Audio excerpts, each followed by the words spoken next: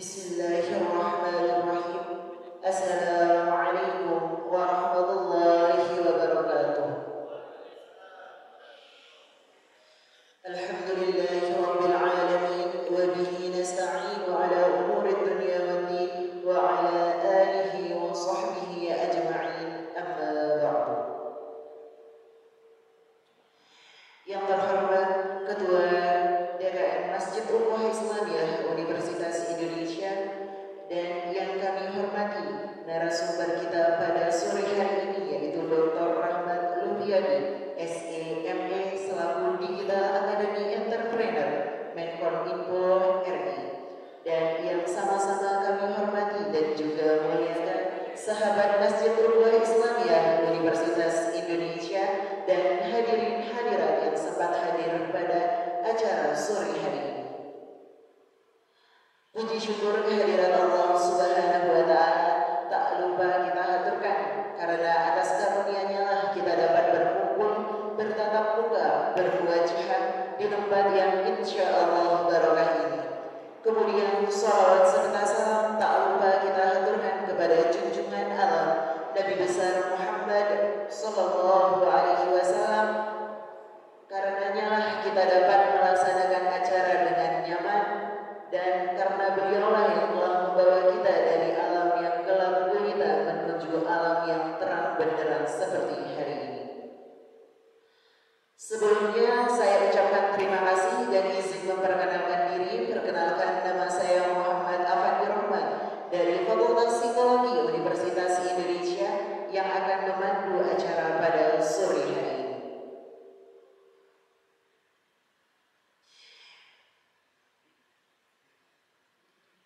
Acara buka bersama dan kajian interaktif Marwah Universitas Indonesia hari Jumat tanggal 5 April tahun 2024 segera kita mulai dengan susunan acara sebagai berikut.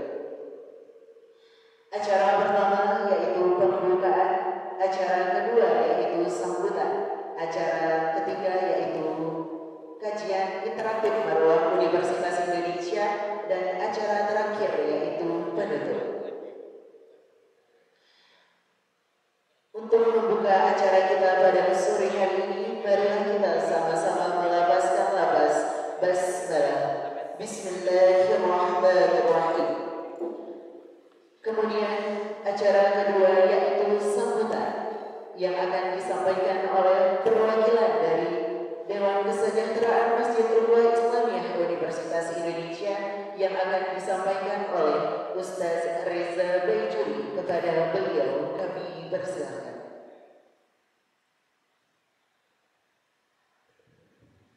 Bismillahirrahmanirrahim. Assalamualaikum warahmatullahi wabarakatuh. Alhamdulillah, segala puji bagi Allah yang telah memberikan nikmat kepada kita semua sehingga kita bisa berkumpul di masjid yang mulia ini dengan semangat mencari ilmu dan mengisi hari-hari Ramadan kita dengan kebaikan. Insya Allah ini pertemuan keempat kita dalam kajian tematik. Sebelumnya hari pertama sudah mengenai kesehatan, kedua tentang psikologi, tentang lingkungan, ada juga Jumat sebelumnya lagi kajian bersama Imam Palestina. Jadi mengakhiri minggu terakhir kita di Ramadan, kita kehadiran Bapak Dr. Rahmat Luhyadi. Beliau ini punya antusiasme, semangat untuk mendampingi para bisnismen UMKM, pelaku UMKM, dan saya berharap sahabat-sahabat masjid, jamaah dan khususnya sahabat masjid yang telah 20 hari sekian membersamai program Ramadan kita ini bisa belajar banyak tentang entrepreneurship. Jadi tidak hanya bersungguh-sungguh mendidik diri dalam ibadah, dalam tadarus, dalam amaliyah, tapi kita juga dari perwakilan kami mencoba memberikan pelajaran madrasah yang lengkap, dan Dan terakhir ini adalah tentang entrepreneurship. Semoga pengalaman mohon sahabat-sahabat semua nanti dengan semangat menggali pengalaman beliau, menggali ilmu beliau. Itu saja yang bisa saya sampaikan. Terima kasih banyak Bapak Rangga sudah menyempatkan hadir di sini. Demikian. Assalamualaikum warahmatullahi wabarakatuh.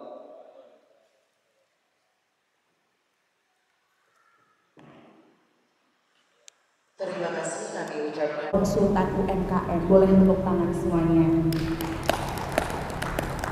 Dan yang saya hormati pula seluruh jamaah Masjid Ukhuwah Islamiyah Universitas Indonesia.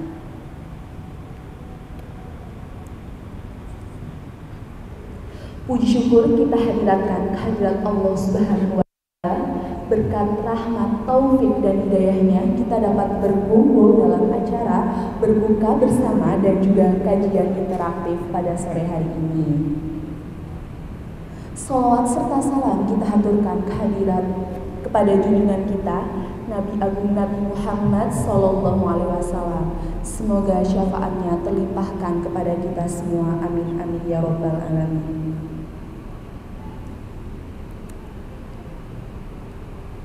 Sesi kajian pada hari ini akan membahas mengenai meniti surga melalui jalur wirausaha jamaah semuanya. Jadi memang sangat menarik ya, apalagi bagi kita yang ingin mendalami jalur bisnis dan juga ingin meniti surga nih melalui jalur bisnis tersebut. Dan juga kami mengundang narasumber kita yaitu Dr. Rahmat Lupiadi SEME selaku Digital Academy Entrepreneur Menkominfo RI dan juga adalah ilmu manajemen marketing dan juga kewirausahaan. Selain itu adalah seorang dosen dari Fakultas Ekonomi dan Bisnis dari UI dan juga beliau adalah konsultan UMKM nih jamaah.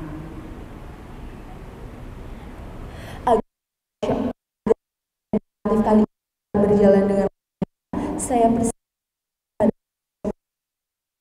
materi hari ini kepada beliau.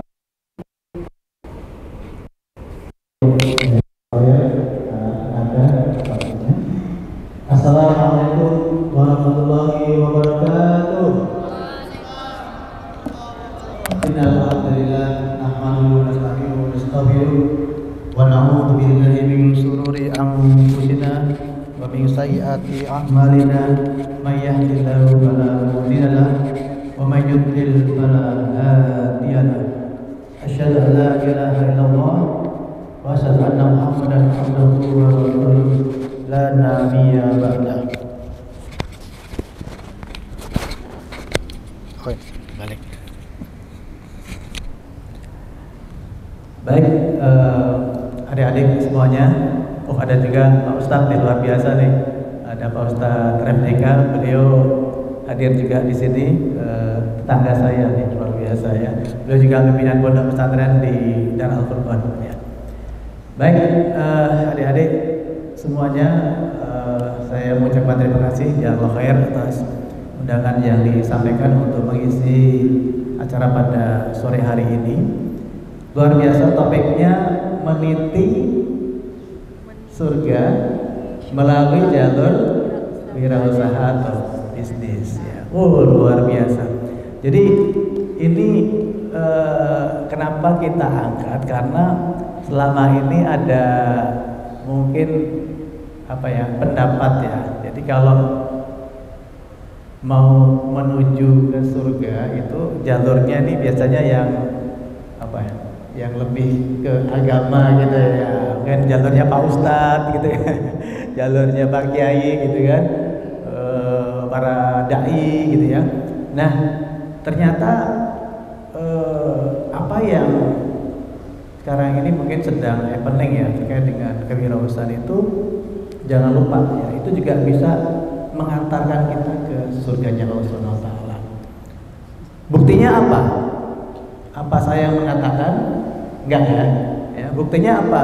Ya Rasulullah sendiri yang mengatakan, ya, yang mengingatkan ya dalam sebuah hadisnya yang sangat terkenal, at-tajiru aminun sodukun ma'an nabi ya kan? Iwa syuhada, iwa sholihin, ya kan? Bahwa nanti para at-tajir, para wirausaha, para pengusaha itu akan bersama-sama dengan para nabi, dengan para sahabat nabi, dengan para syuhada, dan juga minimal dengan para sholihin, ahli-ahli ibadah. Kok bisa? Kan bisnis atau wirausaha itu identik dengan apa nih? Dunia ya, betul nggak? Wow, ini tiap hari nyari duit, jualan gitu kan urusan dunia semua. Kok bisa gitu kan mengantarkan ke surga? Ya. Kadang-kadang sulit dicerna, tapi itulah ya. Tapi dengan catatan ya, Rasul mengatakan apa? Gak sembarang wirausaha, yaitu wirausaha yang aminun sodukun syaratnya. Meskipun dua, tapi ini berat di masa sekarang ini ya. Aminun, apa itu? Seorang wirausaha dituntut apa? Amanah ya. Benar nggak? Sulit apa gampang nih? Sulit ya, minta ampun ya. Banyak yang dapat orderan, misalnya besok ya tolong dikirim ya, ternyata ngaret ya, molor ya. Apalagi mungkin nggak amanahnya, banyak yang produk-produk misalnya yang dihasilkan itu tidak sesuai dengan standar kesehatan, tidak food grade. Kalau yang makanan misalnya ya, masih banyak kita temukan misalnya apa nih, bisnisnya makanan, tapi waktu bungkus apa nih, takjil takjil, karena lagi rame takjil ya, pakai apa, cekrekan ya, staples. Terus bungkus gorengan, sering lihat nggak bungkus gorengan pakai kertas apa itu?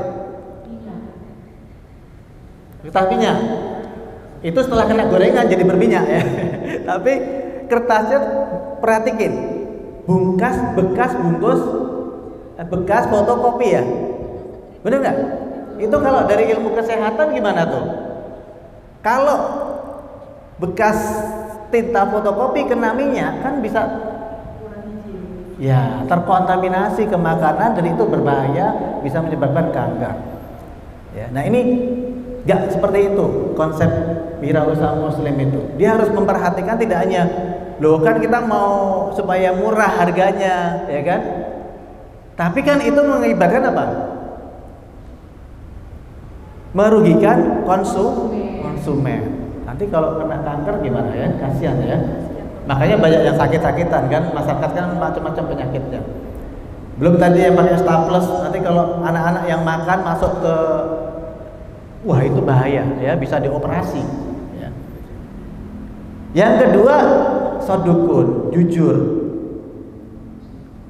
benar dalam misalnya memberikan informasi ya. Banyak yang pedagang misalnya apa, dalam iklan-iklannya banyak yang mungkin tidak jujur ya, tidak jujur ya. Karena yang salah dulu ya.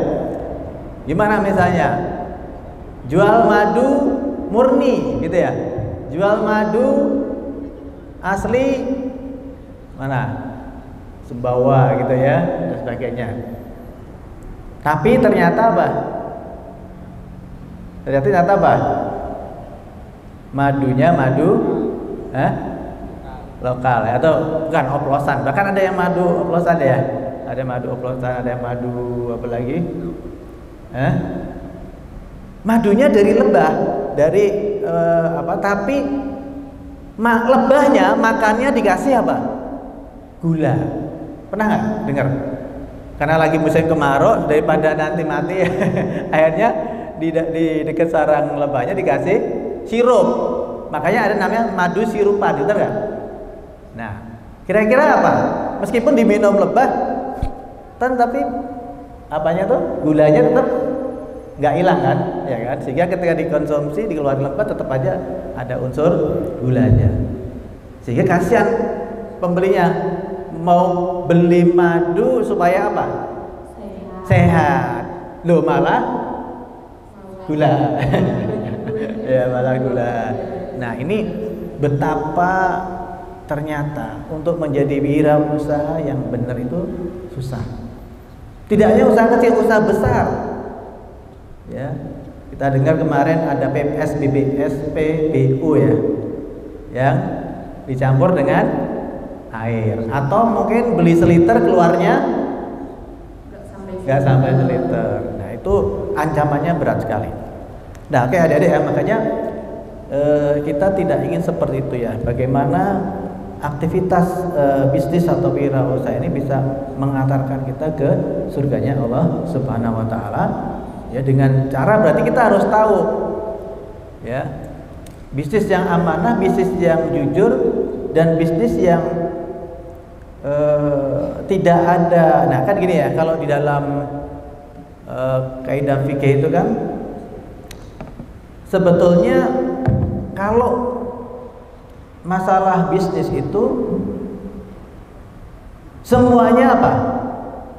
Boleh ya, semuanya boleh mubah ya, kecuali yang ada larangannya ya. Paling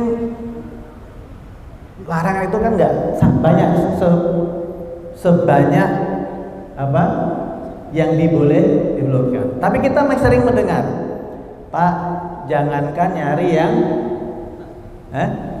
halal ya, nyari yang haram aja susah gitu ya. Nah, artinya apa? Orang semakin apa istilahnya, banyak yang tidak peduli dengan halal atau haram ini ya. Nah ini yang jangan sampai ya, jangan sampai ini terjadi. Padahal Allah sudah mengatakan ya kan, apa, bahwa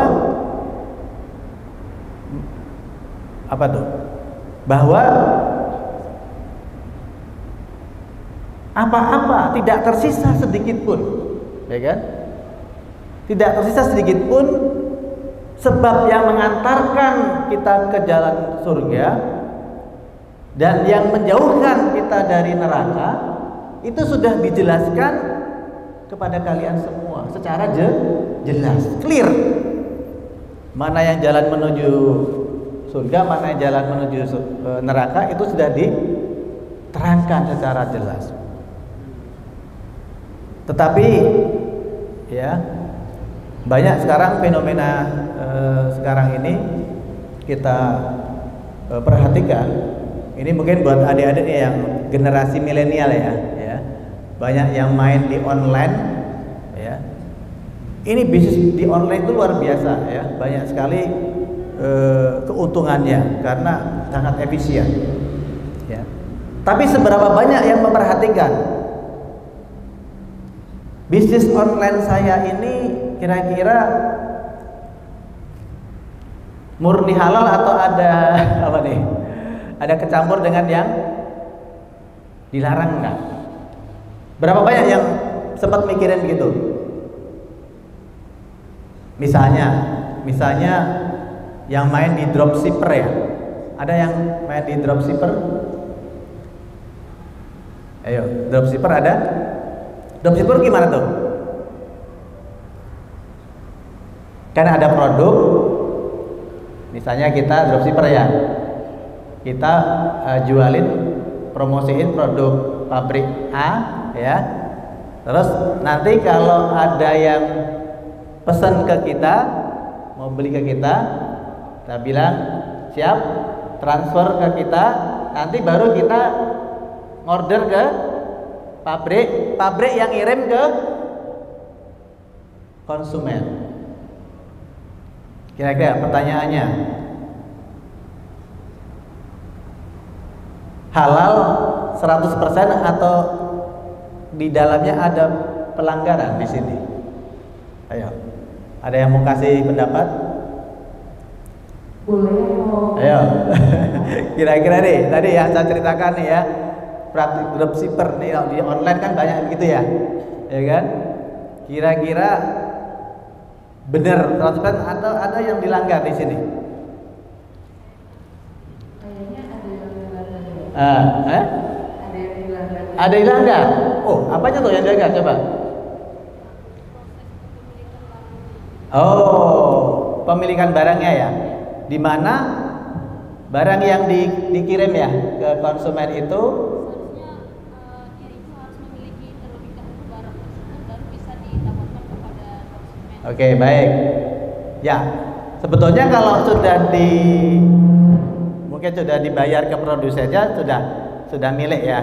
Tapi kan masalahnya belum diterima oleh si dropshippernya.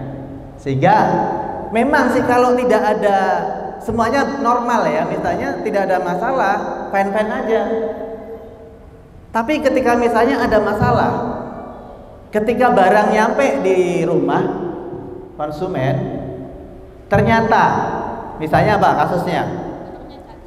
Barangnya cacat. Lah, kok ini fotonya waktu di online di Topet di Shopee keren banget. Lah kok nyampe di sini modelnya beda banget ini. Wah. Akhirnya banyak kasus gimana tuh? Para kurir yang diomelin sama mak-mak ya. Apa nih sampai dilempar ya kan? Ribut mak-mak sama kurir. Betul nggak? Tuh. Ini akibat apa? Si kurir cuman bilang, "Loh, saya cuman nganterin, nggak tahu ini isinya apa," gitu kan. Si dropshipper, "Loh, itu produknya produsen." Ya kan? Nanti siapa lagi? Si produsen gimana? Ayo. Mungkin juga nggak mau disalahin kan? Betul nggak? Ini pesanannya emang ini gitu kan. Akhirnya terjadilah perselisihan. Nah, syariat itu untuk mencegah seperti ini. Betul nggak? Kejadian-kejadian seperti ini jangan sampai gara-gara jual beli semua jadi rusak, ukhuwah rusak, sampai bahkan mungkin permusuhan ya. Bahkan dia nggak sampai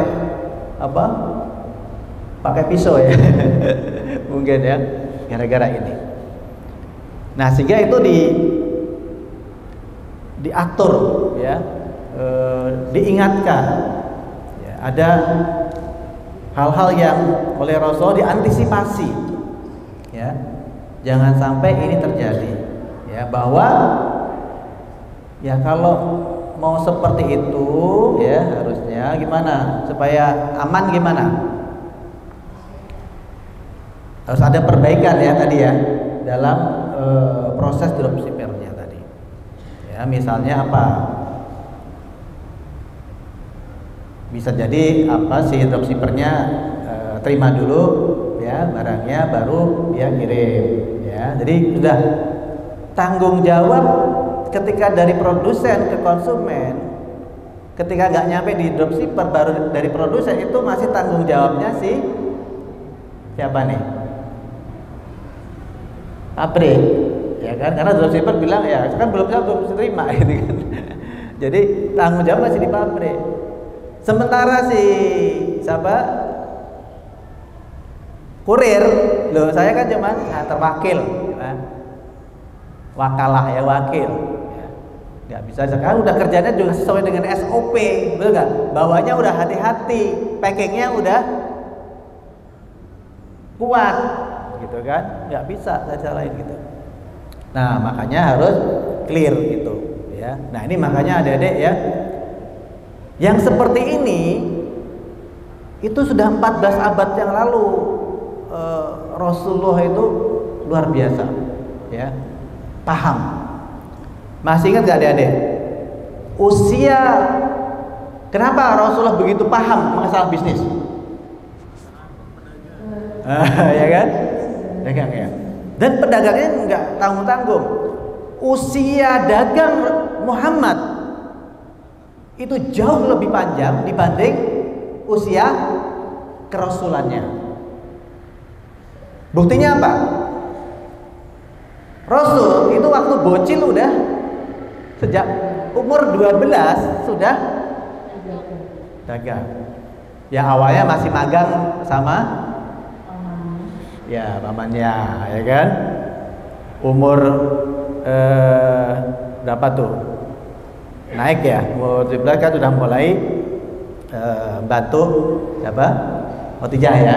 Ya. Lalu dipercaya, umur 37 sudah dipercaya menjadi manajer dan seterusnya, ya. 12 tahun diangkat jadi rasul umur 40. Berarti berapa? Berapa tahun? Dia menggeluti dagangnya itu 28 tahun. Dia akan jadi rasul umur 40. Wafat 60. Nah, lupa ya. 63. Berarti berapa tahun usia kerasulannya? 23. 28 sama 23 lama mana? 28. Makanya beliau paham betul seluk-beluk bisnis. Sehingga ketika jadi rasul ada praktek-praktek yang menyimpang, dia bisa langsung tahu. Nggak boleh nih. Ini nggak boleh, ini boleh, ini nggak boleh gitu. Ya. Misal apa? Misal larangan-larangan dalam bisnis itu paling nggak jauh dari 3. Yang penting jangan ada apa? 1, unsur riba. Yang kedua, jangan sampai ada unsur gharar, ketidakpastian. Yang ketiga, tidak ada ya gharar sama isar bisa di ini ya. Yang ketiga adalah apa? Ini yang juga penting. Yang nggak boleh di dalam transaksi mengandung apa? Kezoliman. Nggak boleh ada yang ngambil untung tapi nggak mau nanggung apa kerugian gitu ya. Terus apa lagi? Ya, paling tiga ini. Ya. Tapi ya gimana tuh? Ya, ini menariknya. Ya, sehingga Rasul itu betul-betul paham tentang hukum, tentang apa nih hal-hal yang nanti bisa menyebabkan tadi ya perselisihan, bahkan ya pembunuhan dan sebagainya. Ya. Nah pertanyaan, Pak, itu kan sudah terjadi 14 abad yang lalu. Saya jadi ingat kisahnya Ummu Aiman ya, ketika Rasulullah wafat. Ya, ketika Rasulullah wafat, Abu Bakar dan Umar itu mengunjungi Ummu Aiman. Sebagaimana dulu Rasulullah pernah mengunjungi Ummu Aiman. Apa? Ketika berkunjung ke Ummu Aiman didapati beliau maupun dalam bisnis terutama semakin berkurang atau semakin bertambah. Masalah misalnya dalam perekonomian, dalam bisnis ya. Nambah apa kurang? Nambah terus ya. Problem itu nambah. Praktek-praktek perdagangan nambah. Dulu nggak ada istilah ada affiliate ya. Dulu nggak ada dropshipper. Dulu nggak ada yang namanya apa lagi? MLM ya. Dulu nggak ada apa istilah apa lagi kalau di dalam online?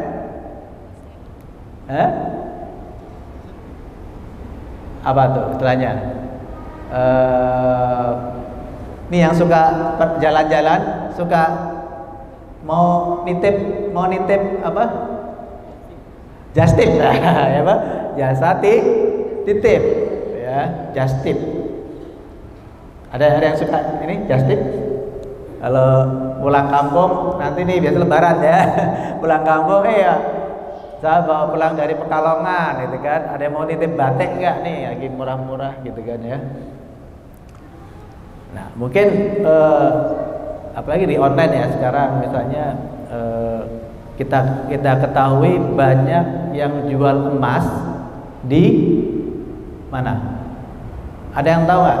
Ibu adik-adik yang putri nih, di Tokopedia atau di Shopee ada nggak jual emas? Ada. Ya. Dulu mungkin nggak ada ya jual emas lewat online, ya kan? Nggak ada ya. Ada. Artinya apa? Ini ada problem. Jadi dalil wahyu itu sudah terbatas dalam pengertian apa? Setelah wafatnya Nabi. Sementara problematika umat terus tadi apa? Bertambah. Nah, bagaimana ini menjawab? Misalnya, boleh nggak sih just tip itu, misalnya ya? Just tip yang benar itu gimana sih? Apa salahnya sih just tip itu gitu ya? Menjawab ini bagaimana? Boleh nggak saya jual online emas? Gitu ya. Banyak banget perkembangan terakhir ini. Belum lagi yang currency ya, apa namanya?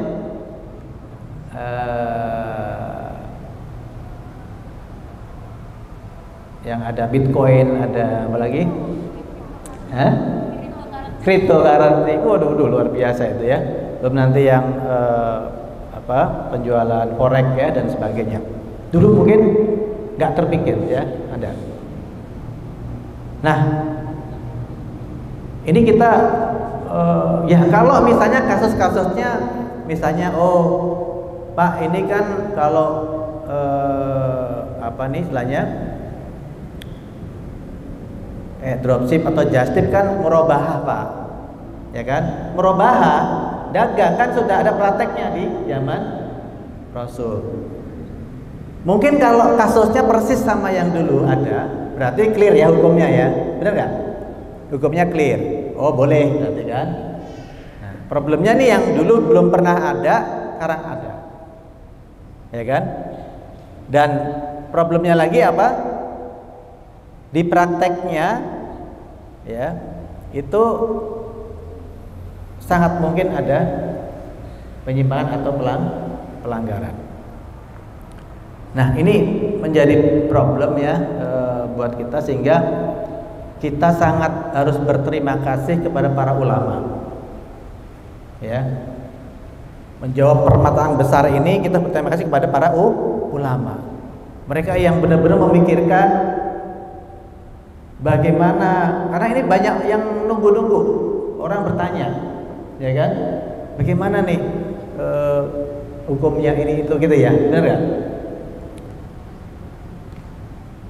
Nah ini luar biasa, berarti kita harus berterima kasih pada ulama, karena kita menjawab ini nggak bisa sembarangan.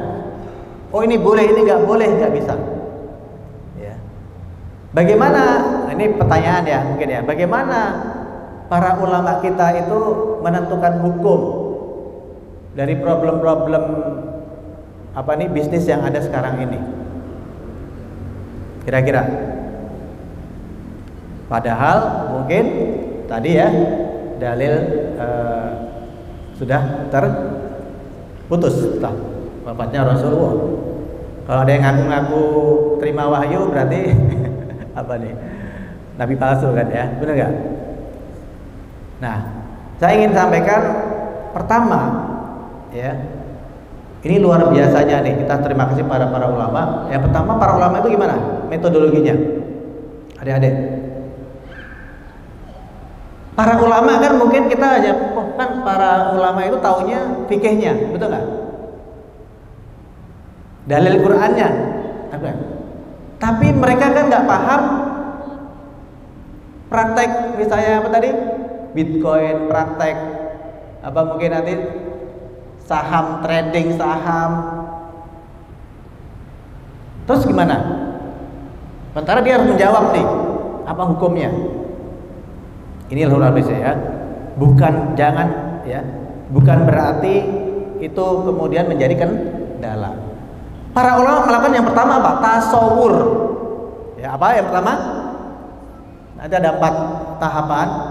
Saat nanti ada kuis akan saya tanya. Yang bisa jawab dapat hadiah ya. Yang pertama apa? Para ulama itu melakukan tasawur. Apa itu tasawur? Yaitu para ulama itu memahami konteks permasalahan kontemporernya ini seperti apa. Sama-sama dropshipper. Mungkin praktek dropshipper antara 1, 2, 3 sama atau beda? Bisa beda. Antara dropshipper 1, 2 itu bisa beda prakteknya. Yang tadi saya ceritakan itu baru tipe 1. Nanti ada lagi dropshipper yang lain, mungkin apa?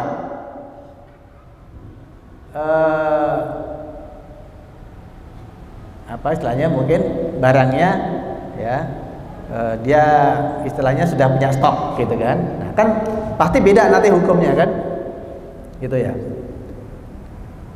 Nah, meskipun para ulama itu tidak atau terbatas ya pengetahuan terhadap praktek bisnis saat ini, beliau itu bisa mengundang para praktisi. Beliau itu mengundang para praktisi, para ahli di bidang itu. Oke, yuk para praktisi dropshipper sini. Coba cerita bagaimana sih ceritanya proses itunya ya. Nanti akan cerita. Oh begitu. Oke, sampai beliau paham. Jadi nggak perlu beliau harus belajar sendiri ya dari nol, bisa mengundang itu sehingga paham. Oke, kayak gitu prakteknya ya. Baik. Lalu yang kedua, setelah paham praktek bisnisnya, apa yang dilakukan oleh para ulama? Beliau melakukan yang namanya takyif. Apa? Takyif. Ya, istilahnya apa tuh? Takyif fikih. Jadi beliau mencari kalau prakteknya kayak gini, ini relate dengan pendekatan fikih yang mana? Jadi di dalam bisnis itu kan banyak ada apa? Murabahah, biasa itu yang perdagangan ya, biasa ya. Ada apa? Mudorobah, ada apa? Musarokah, ada apa lagi? Utang piutang apa? Utang piutang? Ijarah, sewa menyewa. Qard. Qard itu ya kayak belah. Kalau ada lagi sorf. Sorof apa? Sorf. Ayo. Jual beli, tukar menukar uang. Misalnya.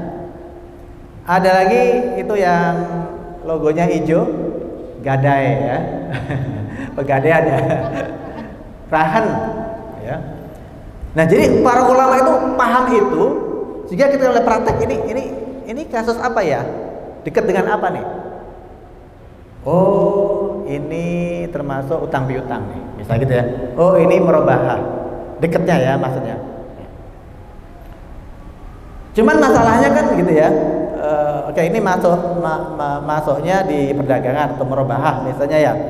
Tapi kan tidak semuanya nanti akan dilihat. Sudah persis dengan yang pernah dicontohkan atau pernah dulu praktek dulu, atau di sini ada yang berbeda. Berbedanya ini beda benar atau ada penyimpangan, pelanggaran gitu ya. Jadi misalnya tadi barangnya dikirim dari produsen ke konsumen. Berarti si dropshipper kan belum terima barang. Meskipun secara kepemilikan sudah miliknya belum? Sudah miliknya si dropshipper belum? Secara kepemilikan kan udah dibayar ya. Dropshipper kan beli ke produsen tadi berapa? Misalnya 1 juta. Dijual ke konsumen berapa? Dia mau untung atau rugi? Cari untung dong, ya kan? Cari untung. Jualnya misalnya 1.200.000, ambil untung 200.000 misalnya. Dibayar ke mana? Produsen tadi 1 juta. Dia terima dari konsumen 1.200.000. Secara kepemilikan mungkin udah milik, ya. Tapi, nah ini ada dalam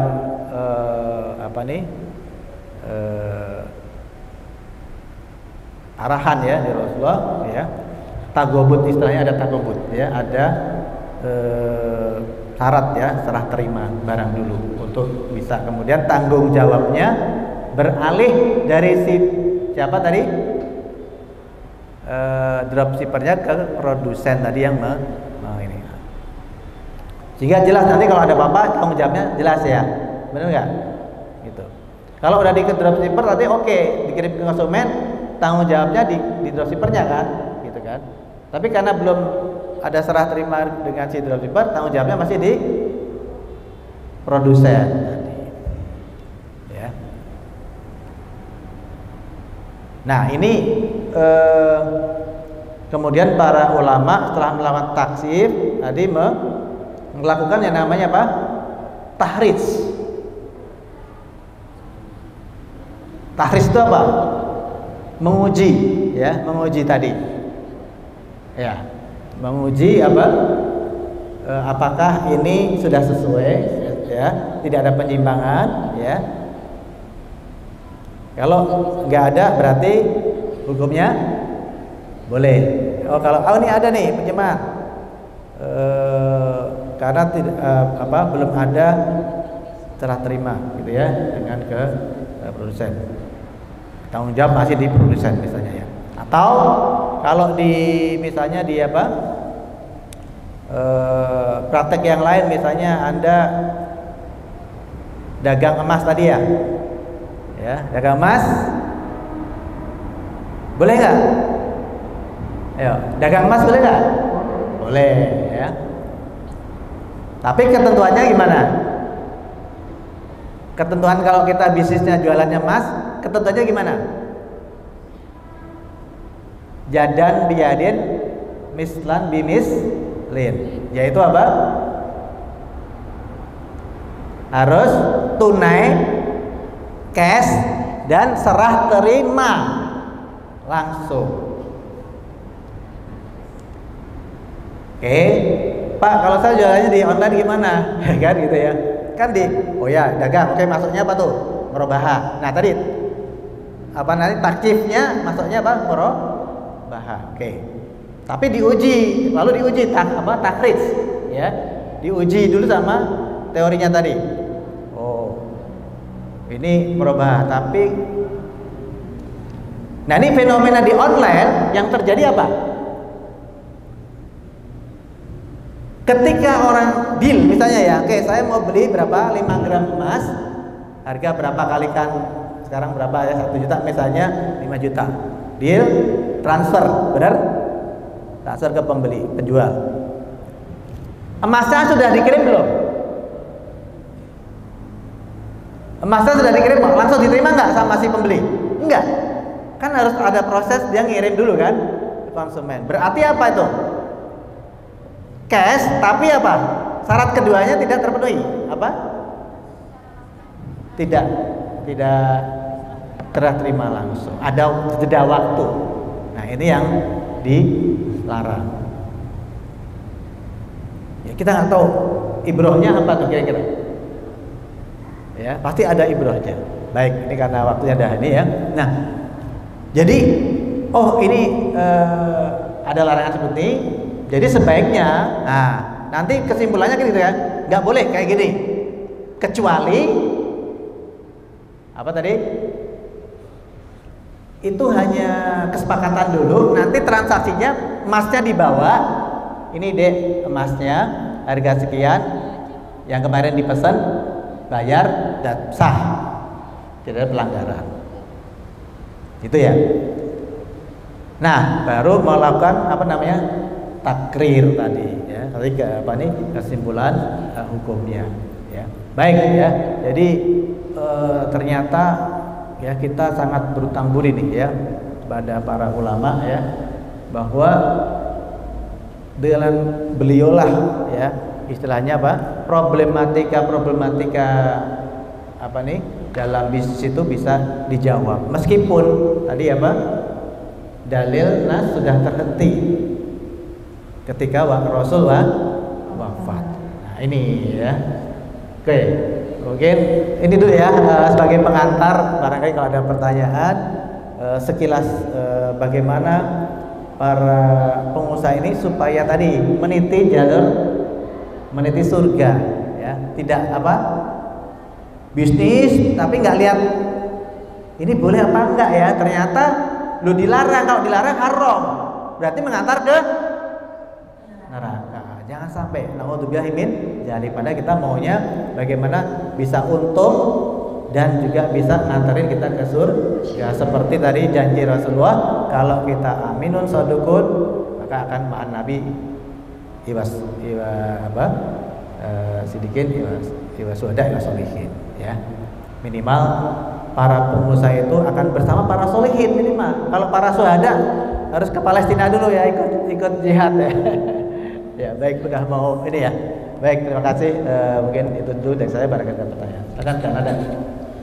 Terima kasih pemaparannya kepada Bapak Dr. Rahmat di SMK. Memang bisnis itu bisa mengantarkan ke jalur surga asalkan melaksanakan dengan amanah dan juga dengan jujur seperti itu tadi. Dan ternyata pada zaman sekarang banyak sekali ya bisnis itu secara tidak langsung kita tidak ketahui ternyata itu tuh hukumnya itu tidak pas atau haram. Jadi buat jemaah masjid Islamiyah diharapkan jika ingin berbisnis dan juga mendapat jalur surga harus sesuai dengan kaidah-kaidah agama atau yang telah disampaikan oleh Rasul tadi. Mungkin kita akan membuka sesi tanya jawab untuk periode pertama, dan mungkin tadi katanya akan ada kuis. Boleh. Atau ada kuis dulu? Atau tanya dulu ya, nanti kuis terakhir ya. Kuisnya terakhir aja ya, pertanyaan dulu ya. Boleh, silakan. Pertanyaan dulu boleh. Kepada jemaah masjid Islamiyah yang ingin bertanya boleh angkat tangan dan memperkenalkan diri serta jurusannya boleh.